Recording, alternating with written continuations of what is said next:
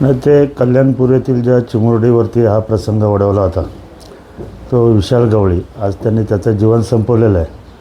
परंतु जर कायद्याच्या कचाट्यात तो पूर्णपणे अडकला होता आणि त्या दृष्टीने जर त्याला कठोरात कठोर शिक्षा झाली असती तर इतर लोक जे हे कृत्य करतात त्यांच्यावरती फार मोठा वचक बसला असता. आणि मला वाटतं ह्या गोष्टीला घाबरूनच त्यांनी आज सकाळी तळोजा कारागृहात आत्महत्या केलेली आहे.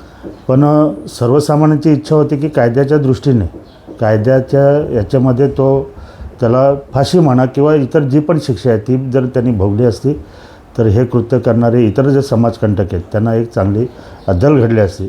ठीक आहे, हा पण एक प्रकारे नैसर्गिक न्याय आहे, तर तिला मुलीला भेटलेलाच आहे, त्यांच्या कुटुंबांना भेटलेला आहे. पण तरी पण माझं एक असं म्हणणं होतं की बाबा कायद्याने झालं असतं तर ते एक चांगला संदेश पूर्ण देशभर महाराष्ट्रभर गेला असता.